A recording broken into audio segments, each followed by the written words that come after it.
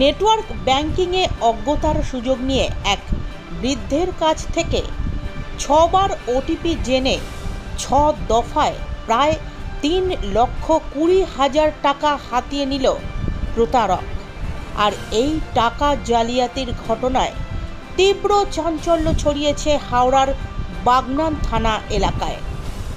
জানা গিয়েছে, হাওড়ার বাগনানের মানপুর মোড় সংলগ্ন এলাকার একটি বেসরকারি ব্যাংকে দীর্ঘদিনের গ্রাহক বাগনানের আগুনশি ভুঁয়েরা গ্রামের বাসিন্দা সত্তরোর্ধ্ব শঙ্কর চক্রবর্তী। তার কাছে গত সোমবার দুপুরে একটি ফোন আসে এবং ফোনে তার ব্যাংকের সমস্ত ডিটেলস বলে দেওয়া হয় এবং বলা হয় ব্যাংকের কেওয়াইসি জমা দিয়েছেন কিনা। দীর্ঘদিন ব্যাংকে না যাওয়ার সুবাদে শঙ্করবাবু ভেবেছিলেন কেওয়াইসি জমা দেওয়া প্রয়োজন। সরল বিশ্বাসে তিনি 6 বার ওটিপি বলে দেন।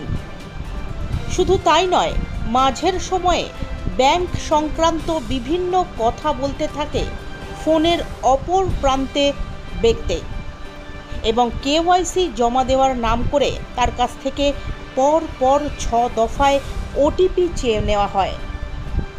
6 দফা ওটিপি দেওয়ার পরই শঙ্করবাবু জানতে পারেন তার ব্যাংক থেকে কয়েক লক্ষ টাকা উধাও, এমনকি ব্যাংকে রাখা ফিক্সড ডিপোজিটের টাকাও উধাও হয়ে গিয়েছে।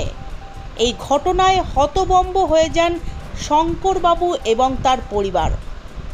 ইতিমধ্যেই পুলিশে এই প্রতারণার বিষয়ে অভিযোগ জানিয়েছেন তিনি। অন্যদিকে ব্যাংকের পক্ষ থেকে তদন্তের আশ্বাস দেওয়া হয়েছে। এই ঘটনায় বাগনান এলাকায় তীব্র চাঞ্চল্য ছড়িয়েছে। গত পরশু 24/6/24 বেলা 12:30 নাগাদ একটা ফোন আসে আমার ফোনে। বলেন, আপনি কি বন্ধন ব্যাংকটা বন্ধ করে দিচ্ছেন? আমি, না স্যার, বন্ধ করবো কেন? বলে, আপনি কেওয়াইসি জমা দিয়েছিলেন, আমার মেসেজ গেছে আপনার ফোনে। তা আমি ফোনটা খুলে দেখলাম যে মেসেজ এসছে। তারপরে বললেন, আপনি এক কাজ করুন, আপনার ওই প্যান কার্ডের নাম্বারটা বলুন। আমি, না, কালকে জমা দিয়ে আসবো। তখন উনি বললেন, প্যান কার্ড নাম্বারটা বললেই হয়ে যাবে, আর আসার দরকার নেই। তখন আমি প্যান কার্ড নাম্বারটা বলি। তার খানিকক্ষণ পরে উনি বলেন, আপনার একটা ওটিপি ঢুকেছে, ওইটা নাম্বারটা বলুন। ওটিপি নাম্বারটা প্রথমে বললুম। তার খানিকক্ষণ আবার ফোন করে বলে, আপনি আর দেরি করে বলছেন কেন? ওই দেরি করে বললে আমরা ঠিক বুঝতে পারছি নি, উঠে গেছে, আর একটা ফোন নাম্বার গেছে, ওটা বলুন। তখন সেই নাম্বারটা আবার বলি।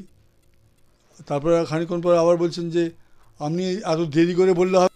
তারপর বলছে, আমি শুনতে পাচ্ছি না, নাম্বারটা কি বললেন, আর একবার বলুন। এরকম করে আমার 5-6 বার করে ওই ওটিপি নাম্বার আসে আর বলি। তারপরে ঠিক আছে, আপনার হয়ে গেছে, আপনাকে আর এখন আর কিছু বলবো নি, আপনার পুরো ফাইনাল হয়ে গেল কিনা সেই 3টে, 3:30, 4টের সময় করে বলবো। ব্যাস হয়ে গেল। তারপরে সেই সময়ের মধ্যে আর আমার ফোনে কোনো ফোনও আসে না, আর কিছু আমিও কাউকে ফোন করিনি। তারপরে প্রায় ওই 4:30 নাগাদ ফের ফোন আসে যে আমার ওটা হয়ে গেছে কাজ, খালি এই নাম্বারটা কি গেছে ওইটা বললেই হয়ে যাবে। তখন আবার আমি বলে দিলাম। বলে দেওয়ার পর ঠিক আছে, ধন্যবাদ উনি বলেছেন, আমিও ওনাকে ধন্যবাদ বলেছি। তারপরে ফোনের মুড়ে একটা ঠাক কারাস করে একটা শব্দ হয়। তারপরেই দেখি না বন্ধন ব্যাংকের কী বলে মানে উপরতলা থেকে একটা ফোন আসে যে আপনি কি টাকা তুললেন? আমি, না স্যার, টাকা তো তুলিনি। বলে, তাহলে আপনার ফোনের সব টাকা ফ্রড হয়ে গেছে, আপনি ইমিডিয়েট বাগনান ব্রাঞ্চে চলে যান আর থানায় ডায়েরি করুন। তা সেই মতো আমি থানায় যাই আর ব্যাংকে যাই এবং সব কথা তথ্য জমা দিয়ে আসি। প্রায় 4,19,000 সামথিং গেছে, মানে যা ছিল। 2টো ফিক্সড ডিপোজিট ভাঙে গেছে এবং আমার এমনি যে পাসবই যা ছিল প্রায় 50,000 টাকা, 51,000 টাকার মতো, সেটাও গেছে। তো আপনি এখন কি চাইছেন? আমি এখন চাইছি, আমার ব্যাংকে, আমি ওখানে ব্যাংকে বই করতে যাইনি। ব্যাংকে থেকে মাঝে মাঝে অফিসারে এসে আমাকে জ্বালাতন করতো যে একটা বই করুন, একটা বই করুন। আমি বলি যে আমার গ্রামীণ ব্যাংকে বই আছে, আমি করব না। তা সত্ত্বেও জোর দিয়ে আমাকে ফোন করিয়েছেন এবং আমি বলেছি আমি যেতে পারবো না, টাকা জমা দিতে পারবো না, তোলাফেরা করতে পারবো না। তখন ওনারা বলে গেছেন যে আমরা এসে আপনার টাকা নিয়ে যাব, ফোন করবেন, দরকার হলে আমরা স্লিপ সই করে আমরা টাকা দিয়ে যাবো এখানে। আপনি কি মনে করছেন এই ঘটনার সঙ্গে ব্যাংকের কেউ জড়িত? আমার তো মনে হয়, কারণ নাহলে আমার ফিক্সড ডিপোজিটে কী করে ভাঙলো? আমার কাছে ফিক্সড ডিপোজিটের রসিদ রয়ে গেছে, আমি তো ওই ফিক্সড ডিপোজিট থেকে কারোর কাছে মানে লোন নিতে পারতাম। তা সেখান থেকে ফিক্সড ডিপোজিটের কাগজ আমার কাছে রয়ে গেল, আমার কাছে কোনো কথা নেওয়া হয়নি কিছু না, ফিক্সড ডিপোজিট ভেঙে কী করে চলে যায়। আপনার নাম? আমার নাম শঙ্কর চক্রবর্তী, আগুনশিপ। হাওড়া থেকে সুলেখা চক্রবর্তীর রিপোর্ট, নিউজ সার্চ ইন্ডিয়া।